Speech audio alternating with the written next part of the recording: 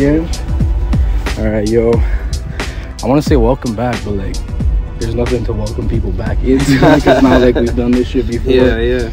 Some real DIY shit. We're at the library just now, man. Right. Might even go on a little tangent. It's all good. Yo, what's up, bro? How you doing? Blessed, man. How you doing, bro? Pretty good. Chilling, man. Like, definitely curious about the artistry and the craft and what goes on behind the scenes, and you know. But you've been making music for like a long time, man. And I'm curious, like, what was your introduction to first creating music? Like, how was that process? All right, yo. The first time I ever recorded music, shit, I was like 16.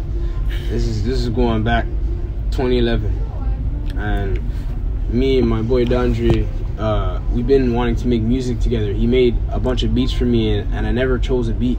Like, for the past 2 years before that, he kept sending me beats. I would write to him. We never recorded or nothing like that, but like I would always listen to so many beats. Guy had hella beats, and I'll just listen to them and whatnot. And then like 2011, I wrote this song to one of his beats. It was a Michael Jackson sample, "Lady in My Life." Damn. Yeah, L. Cool J. Shout out Michael Jackson.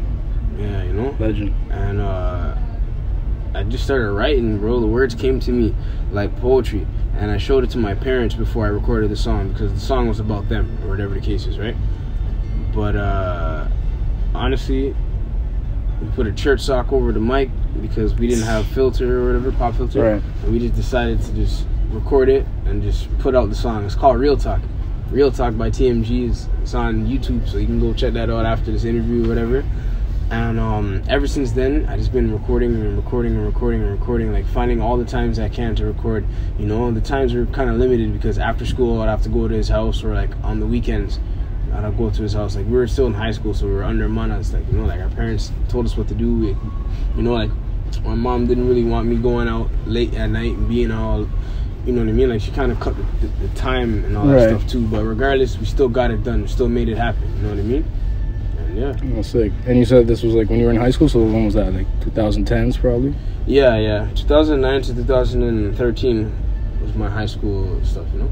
And at the time, would you say you had like an idea of what you wanted to do with your music, or it was more like you just wanted to put it out? Yo, I was just trying it out because like I knew I always wanted to make music. I always wanted to rap. Always wanted to record music and stuff like that. I'm looking hella at the camera. That's funny.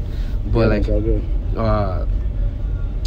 I knew that I wanted to make music. Like, I made a mixtape in 2012 and whatever, right? But there wasn't really a clear sense of direction of where I wanted to take the music. I just knew that I wanted to record music, and I knew I wanted to be big one day or whatever, but there wasn't really much of a direction until like the later years. Right. So when, like, at the time, what was the scene like? Like, was there people around you making music? I remember you telling me your brothers kind of like put you on to a lot of music growing up or whatever, but there was nobody super like musically inclined. Like, at what point did you start to meet people that were more like-minded, or kind of like that you looked up to, or that you worked to? 2015, because I met somebody named Freddie Fame, and he's like a promoter, and he puts on these shows and stuff like that. So I started working with him, started doing a bunch of shows. You know, I started meeting all these artists. There's so many artists that he put on, right? And like putting these kind of, it seemed like talent shows, like, you know what I mean? Like, we had a bunch of tickets, we sold them, and we brought a crowd into the venues that we were at. We were just rapping for these people and stuff like that. That's when I started to meet a lot of artists, a lot of producers, and a lot of creatives in the city, because of like people like Freddie Fame. You know, like there's a lot of other, there's so many, it's hard to name all of them, but he's like one of the biggest ones that I started. That's where I grew like my fan base, because like all these people would come, and like the rappers, their friends would come as well to support them, and then they would see me and stuff like that, you know. And shit, like what was your question? Like, when did you start to like work with people? Like, when did you see there was people that were like-minded and that you kind of gravitated towards and started working with them? Like 2018, to be honest. 2018, I met guys like Nathan Baya. I met my guys like Realize, you know, and like there's a place in Scarborough called Rise. Yeah. And shout out to Rise Edutainment. Was it at Lee's Palace, or? It was in the one in was it Progress, or one of those places? Oh, I'm not familiar. I don't know. Somewhere in Scarborough. It was like a community center or whatever. Right. Yeah. No, yeah. Shout out to Rise, man. Yeah. I'm not super familiar with their origin story or whatever, but I've been to one of their events as a videographer. It was over at Lee's Palace. That's why I mentioned it. But yeah, it's in the name, Rise. You know what I mean? And they're trying to definitely uplift artists and create like that community to bring them up. So yeah, shout out to Rise. And yeah, realized Nathan Baya, I had the opportunity to meet him recently as well. Realized, of course. So meeting these people, did that start bringing you more to the city, or was that something that you already did? Well, I've always been coming to Toronto, always going downtown, or like going to the East End or West End, going to Scarborough, places past the East and whatever, right? But you know, the guys that I mentioned, they helped me build an audience, you know, build a fan base. They helped me expand my name and stuff like that. Like 2018, 2019 was probably my favorite year, because like I felt like I was getting so much closer to growing a fan base and being around a lot of people. And then the pandemic hit and kind of messed up things for a bit.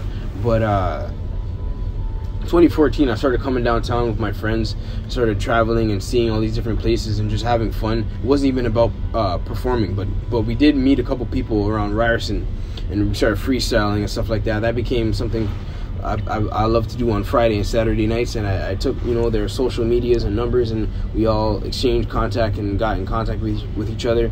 Those were great times, you know, like 2014, 2015, freestyling outside and stuff like that. And honestly, like, I just kept persistent, you know. I had to go through a couple producers. I met, you know, a lot of people who I would record at their house, but like we would never really work much after. Maybe a couple times recording, or like there would be like someone I recorded with for a steady time, and then it would change. But then my producer Wellington, you know what I'm saying, from Brampton, Wellington, he was someone who I was very consistent with recording, because like we used to work together, and I guess we took exchange contact, and then we just started making a lot of music, man. He helped me with my sound a lot. He helped me focus in the studio and not be distracted and stuff like that. He really helped me grind and, like, you know, set together a goal and follow through it. And then you know, my guy who I rock with now, like, not to say I don't rock with Welly, we haven't made music together for a very long time, but like my main guy right now is Frizzy Astro. You know, he has a collective, Solar System Entertainment, so we're just rocking hard, you know. Ever since 2020, during the pandemic, you know, we recorded a song called Gump, and we recorded a song called Distance, and ever since then, we've just been in the studio late night, early morning, just writing and recording and stuff like that, and getting food, and we built like a brotherhood, a friendship, right? And you know, he's my main guy, and like we've created some of my best music together. So I'm very happy that, you know, I met him, because he kind of like helped me define my sound. Like my sound is defined because of him, through his engineering, through his production. Yeah, his production and engineering, it resonates with me, and like it's the music that he makes is kind of like the music I feel like I've always should have been making my entire life. Like, he changed my life when I met him. He puts that sound together. Nah, bro, yo, I hear you heavily on that, because you're mentioning all these different engineers and people you had to work with to get to the sound that you originally wanted to. And yeah, that's something as an artist that's like, you might have the song in your brain, and because it's written, you already hear it. Then you go record it, and it's already like, it's not really the same. And then the engineer might, you know, mix it at 1-2, and all of a sudden it's like, it's a totally different song from what you like initially expected. Of course. So to run into those producers and engineers that are able to like not only like bring to life your vision, but, you know, bring their take on it and flip it and be like, wow, I did this with it, now boom, is such a rewarding feeling. So to have someone like Frizzy Astro, is that someone you see like working with in the long run? You mentioned Solar System, that's something I was curious about as well.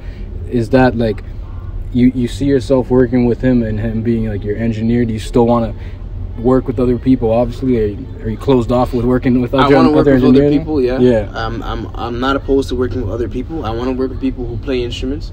You know, I want to work with people who are established in the game. But Frizzy Astro is someone who I'm taking with me for the long run. And, you know, when the time is right, I'm definitely gonna link back up with Wellington, because you know that's a guy who helped shape my focus. So and the Frizzy, blueprint. exactly. Wellington helped shape my focus. Frizzy knows what I want, and he made music that I feel I was supposed to be making since I was like 13 when I started rapping. Like his music, his production style speaks to me, because I have that like late 90s, early 2000s kind of style in my music, and I'm obviously inspired by the early 90s and late 80s as well, but like that era of like 95 to 2001, like that's kind of like me, you know? Yeah, that's where you can look around. Yeah, exactly. All right. I'm curious about, you know, going back to how you originally created music. How was that process like?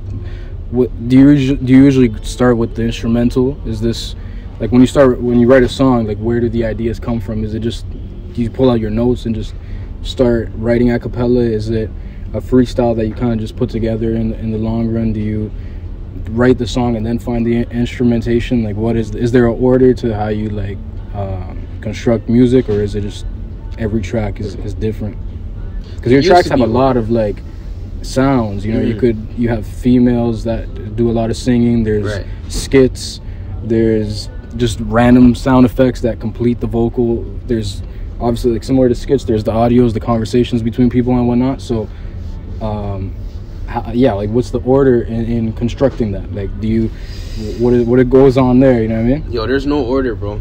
Like, yo, because sometimes I'll write a whole 16 bars to like a Wu-Tang beat, or like a Tribe Called Quest beat, or Nas, or Tupac, or Snoop Dogg, or you know, Souls of Mischief, or whatever beat. I'll just start writing to it. Sometimes when I'm in the studio, I had rhymes that I had in my head from previous days that I kept rehearsing, and I would just punch in bar after bar sometimes. Like for the song Remedy, like that song was a freestyle for the most part. For the most part, it's a freestyle. Like the first 4 bars I wrote, but then the middle of that song was a freestyle. I was in Africa in Benin, and I took my voice recorder and I was just rapping, because I used to, you know how like Jay-Z, Lil Wayne, Biggie, a lot of those guys, they made the raps in their head. Yeah, I was learning how to do that back in 2017. And I made the song in 2018, but like around that time I was learning how to do that. So that's what I did for the majority of the song. I just grabbed my voice recorder on my phone and just started spitting. It's that molten hot lava. Exactly. Like the first 4 parts was written, but I'm like, the dopest dude is back in action. I'm swinging axes in the back of your favorite actress. Backwoods packed in, smoke it like a chimney. I got the remedy. I'll be the simulator without pen. Like that was a freestyle, fam. That part was a freestyle. It does have that freestyle flow in the sense of that it's very flowy. Like it goes like with it. It's like that flow state of like where the words come in. Your brain's gonna be like finding those words that automatically click. It does give that vibe of like the, you know, instant like words coming in. It does definitely give that like flowy vibe, but it's well constructed, and it does flow with the rest of the song. It comes in very smooth. And why is it called Remedy? Because you do say you got the remedy in it, right? Yeah, that's the only reason why I named it Remedy. Okay. Because of that one line, I got the remedy, and that line stuck with me. So I was like, all right, I'm just gonna name the song Remedy because. And that wasn't Just Listen, right? Just Listen 3. Yeah, part 3. Part 3. Like, yo, I did a whole like that. Like Just Listen is like a series. Right. Part 1, part 2, part 3. All of them, all those parts come together as one. Like realistically, Just Listen, like the whole series of Just Listen 1, 2, and 3 is one album, pretty much. Like the EP was 5 songs, and then part 2, the album was 9 tracks, and then part 3 was 17 songs. And I put them all together on Spotify on a playlist, and it goes for an hour and 15 minutes. So like that could be the length of like an album that right. You know, most people would make or whatever. Like, so I basically just put it together because it all kind of sounds the same. Like I have a song called Distance on the EP, and then on part 2, the intro, you hear Distance, right? And then the song Chinny Chin Chin, I quote a line from Distance. So I'm kind of continuing the theme and all that stuff. And then part 3, you know, I have a song called On the Move, and On the Move is basically like a lot of the themes from the song Distance you'll hear in On the Move. Like I kind of like, it's all like kind of one story. It goes from just a bunch of songs, things I was feeling at the time, to the skits on part 2 is like me in Toronto performing at Coronation Park with Real and there's a couple clips throughout the album. There's a couple clips of me at that show, right?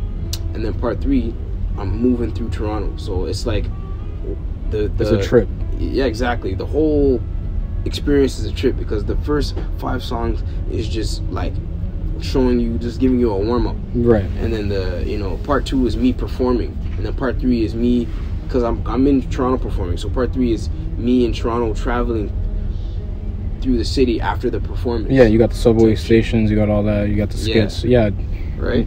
You see how it all kind of all comes together. Most definitely. Yeah, you saying that definitely, because you could tell it's story. It's not, you could tell it definitely is storytelling. It's just there as soon as it starts, especially with the skits and everything. It has that storytelling momentum to it from the beginning, and that's what I like about it, to be honest, because it has those intervals of continuation, so to speak, because they're not stopping anything. It's not obstructive. It's literally very flowy. The songs flow into the skits flow out into the songs and whatnot. So I haven't had a chance to listen to part 1 and 2. I heard just listen 3. And yeah, I fuck with the skits heavily. I like Spadina's skit the best, to be honest, because it's funny enough, we're talking about paranoia and shit earlier. It's like, yeah, Spadina's skit, you talk about like, yeah, it's all these people, all these things happening, you get a little paranoid, and it's true. Yeah. And it's true, but I saw that skit as like a little like advocate for mental health a little bit, because of what the things you said. You know, you brought attention to the fuckery that we got to go through in our minds, right? And that everybody goes through collectively. And I think that's good, bro. Like, we need those people to speak about that shit, especially in hip hop, because it's a very braggadocious sport, so to speak. It's a very like fuck you type of mentality, but at the same time, it's also a very, like, we were talking about Tupac and whatnot. It's a very like vulnerable and like emotional thing, like, as a hip-hop artist, right? So things like that, and people that could talk about those vulnerable things that people go through and make it interactive. Like, it's a skit, you know what I mean? It's not a fucking cry for help. It's not like a fucking sad song. It's a skit that's fun, and you know, you could literally just play it and like laugh along or like agree. Feels like you're speaking to the person, and that's the part that makes it art, you know what I mean? It makes it interactive. It makes people want to keep listening. Because I believe, was that the last skit or no? No. Like TTC one though. The last actual skit was the outro.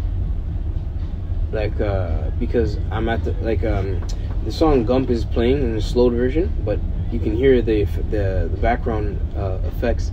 Like, we play like kids at the park, you know, like kids playing at the park. So it's kind of like me standing outside, and you hear kids playing. Like, I'm outside of a station, you'll hear kids playing nearby, and me just saying it's time to go home now and blah blah blah. But the last skit before, like the skit before that, was in a subway station. It was Joey Rose spitting his poem and stuff like that, you know. Okay, okay. About being, you know, social media and us being a little bit too wrapped in it, and having to tell people you're gonna go on a break. Like, that's relatable, and I love how he spit that poem on there, because it's relatable to me and it's relatable to a lot of people. Because especially as a creative, like, you feel like you're not being heard sometimes, so sometimes you'll leave social media to recuperate and you'll come back, you know what I mean?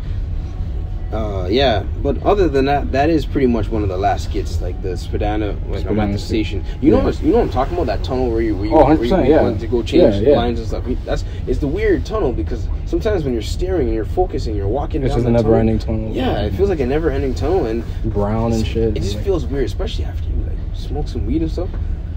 You just kind of feel, because you might see people who are like deranged, right? You might see people who are like homeless. You'll see all types of people, bro. You'll see a bucket, sorry for the term, but you'll see that, and then see a musician playing the most beautiful tune you've ever heard. That's why I had the music playing in that skit too, because I know sometimes when you walk when you're walking through that tunnel, you don't hear anything, and then all of a sudden you hear this music coming from nowhere. Some fucking guy playing some Majestic. Yo, I'm telling you, bro, not to toot my own horn, but like, Just Listen Part 3 is like, it's like a masterpiece, man. It's like a classic record. Like, I'm gonna get that on vinyl one day, bro. You gotta put that shit on vinyl. Manually, sit back. You can't press play, bro. Bro. Put the needle. Yeah, put the needle in the groove, because that album plays like a classic record. Hell yeah. You know what I mean? Fuck, bro. No, I hear you, bro. And yes, that Spadina tunnel is fucking weird, dog. Like, there's people that will avoid, like, they'll go to the next station just so they don't have to walk that tunnel. You know what I mean? Yeah. Fuck, but was that whole album the same engineer, like the same producer? Was it Frizzy Astro? The entire album was produced, mixed, and mastered by Frizzy Astro. He did everything for that album. Yeah, because it all sounds like that, the same engineering, which is, you want that for a project. You don't want to have different sounds on it. You know what I mean? Like, and that's why it all sounds very flowy. It all sounds like one consecutive track. Is there going to be a part 4 then? Is it? No, it's not going to be a part 4. Hey, what's up? Thanks, bro. The security was just gonna kick us out. He saw the camera. He said, "Oh no." Oh, psych, bitch, psych. He's coming around these people's house. Oh, guess not. Okay, good. We're not doing nothing bad. School part. Yeah, it's all gravy in here. It's all gravy, baby. But all right, cool. 15? Okay, thank you, bro. Thank you, man. We got 15 minutes. All right, so basically, yo, it's not gonna be a part 4. Just Listen came and gone. You know what I mean? Just Listen is, they should have already listened. They should have listened. They should have heard. But they'll be able to listen forever because the music is out there. You know, I put my blood, sweat, and tears into that project. You know, into all three of those projects. I'm done with Just Listen. Just Listen served its purpose in my life for the past 2 years, and now I'm onto something else. Something for Toronto. It's something for planet Earth. For planet Earth. It's something for planet Earth. For the solar system. Yeah, for the whole solar system, bro. I don't know how much time we have left, but I do want to touch on like the future works. Okay. You know? But I don't know. Do you have another question or? Oh, speak, bro. All right. Be free. Because right now I feel pretty calm. I feel pretty cool. Go ahead. I feel pretty comfortable, so I'm gonna do it like this. The next project I put out is gonna be a lot of poetry. It's gonna be very deep lyrics. The concepts that I'm gonna create are gonna touch you, whether you're a 9-to-5 worker, whether you don't have a job, whether you're, a businessman, a doctor, a lawyer, someone from a impoverished community, whether you're committing crime, whether you're a good kid.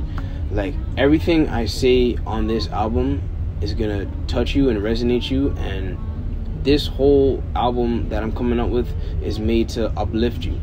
It's made to make you understand how you feel.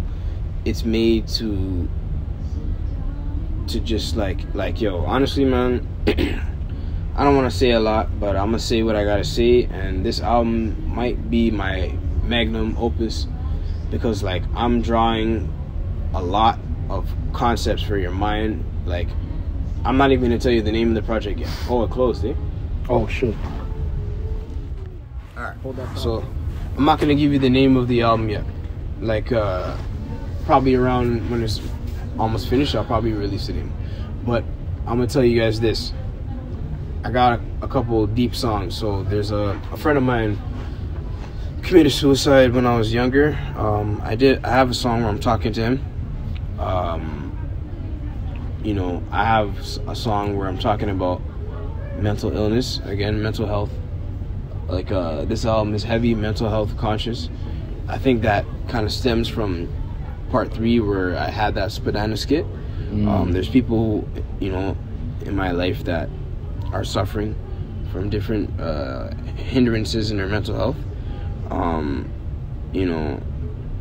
There's people in my life that are suffering with anxiety, depression,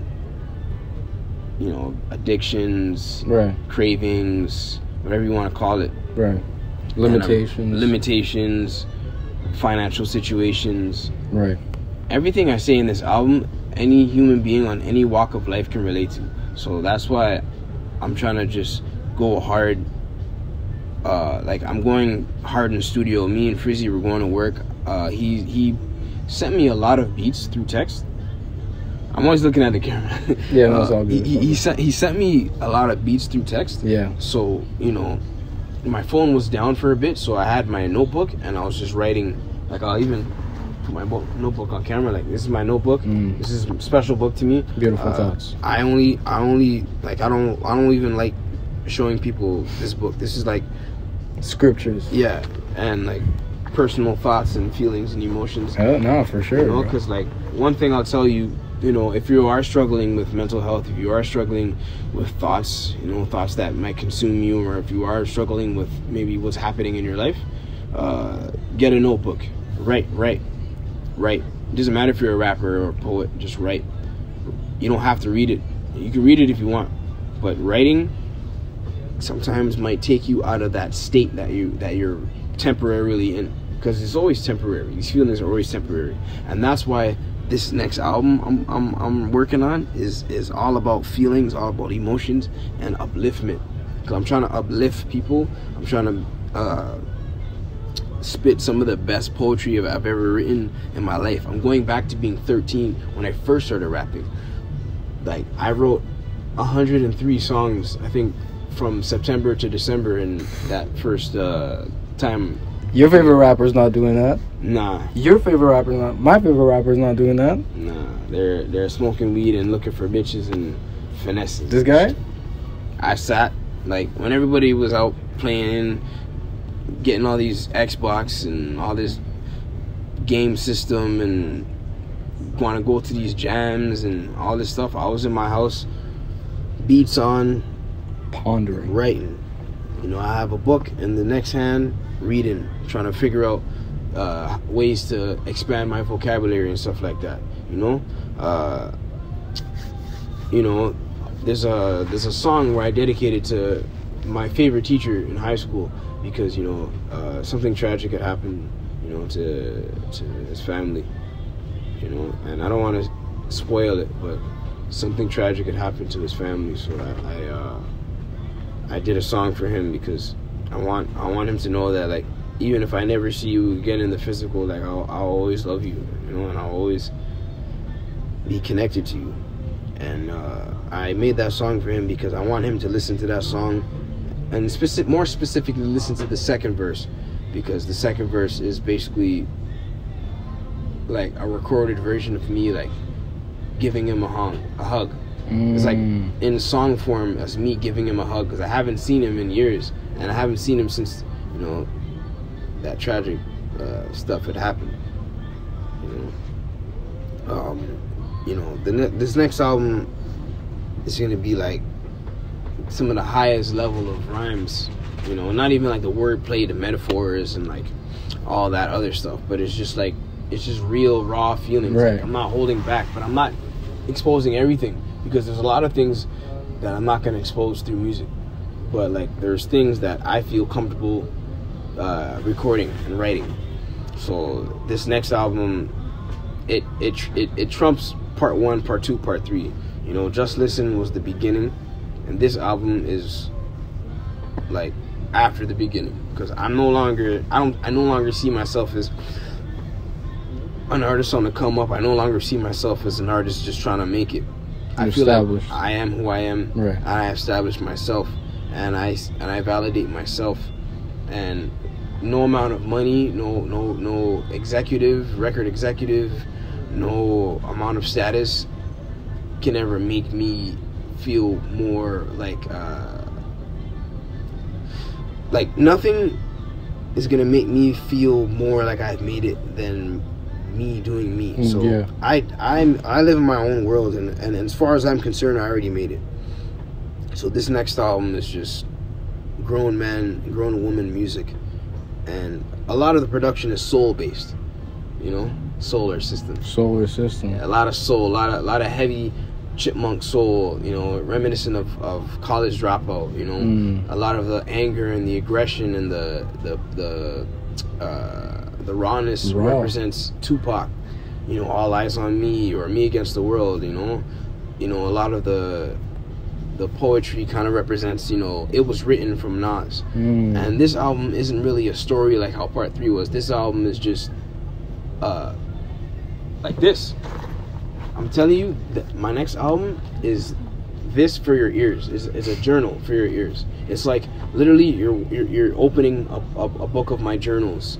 That's what this album is. I want this album to feel like you're opening a book of my journals and my writings, and you're just seeing the poetry and hearing the poetry and feeling the poetry. I mean, just by those words, yo, I think it'll do that, you know, because, you know, nobody could speak better than someone that created the work for the work, and I think you described that beautifully for anybody that is listening. And that's gonna captivate people to definitely want to tune into the work, because I think, like I was just saying, like we need more of those people to speak about that real shit that's actually going on, and to be vulnerable and to be the voice. You know, it's not about having the answer, it's about just being a voice for the people, because not everybody's going to talk about those things. And all those things you mentioned about, you know, whatever people go through mentally, it's like, yeah, like, and everybody goes through those things, but not everybody will advocate for how to go through it, or how to necessarily, like, what can a person do physically to surpass those mental hurdles. And you mentioned writing. I have a close friend that does the same thing. He writes every morning, never reads it, never looks at it again. He just stashes it away. But he always recommends, you know, just writing, get your thoughts out there, even if they're bullshit, you know, just get them out there. And music is a form of doing that. Journaling is a form of doing that. People could draw, that could be a form of doing that. But at the end of the day, like, yeah, to anybody that feels like stuck internally and they're always on these ruminating cycles of depressive thoughts, psychotic thoughts, very anxious cycling thoughts, you know, that I personally feel 24/7. But at the same time, there's a higher knowledge and a higher self that can, you know, calm you down and kind of like ground you and be the big bro that a person might not have to cultivate that space, you know. Yeah, something like music, it's like someone could truly have nobody, but by hearing a certain song, whether it's a song you made, anybody made, Nipsey made, Tupac made, Steez made, whatever, it's what it's doing to the listener. And I think most people could vouch that music has done that for them, like took them out of some sort of state that was keeping them down and not allowing them to fruition truly. And yeah, music I think has done that for everybody. It's been the catalyst in making me create music, because I've seen its power and what it's done for me. I would like that to do for someone else, you know what I mean? When I write music, I write it with that intention, even though, like, as an artist, we're very selfish, like we are doing for self. You even said you live in your own world, but it's like you have to, in order to bring to life that vision, in order to be that voice, you need to be delusional. You need to, like, live in your own world and have that unwavering, like, guidance of, like, this is what I'm doing, this is who I am, this is my purpose. And to a lot of people, that's just delusional again, but, like, it has to be done. Like, that's meaningful. I'm telling you, it's meaningful. Right. Like, the work you're doing is meaningful. And yeah, like, the people are here for it. Like, people are gonna listen. And yeah, bro, like, it's just about putting out that work, and you're definitely, like, on that right path, bro. Like, we're here right now on a fucking library floor. Like, it might not be the 50th floor of, like, a fucking penthouse, but again, that's not the motive. Like, that's just we're here to create. We're here to, like, you know, speak and bring it out to the people. I don't know, like, all we have is our word, right? So yeah, I think he's telling us time's up, man. I guess we gotta wrap it up, but yeah, we'll definitely do this again, yo. Yeah, we have a lot to talk about. We gotta definitely do that again. I don't know, maybe another day or time or whatever. 100%. Yeah, but yo, thanks to all the listeners out there. Thanks to all the believers, the dreamers, man. You keep doing your thing. And until next time, yo, peace and love, man. Peace, bro. Peace. Thank you, man. Always.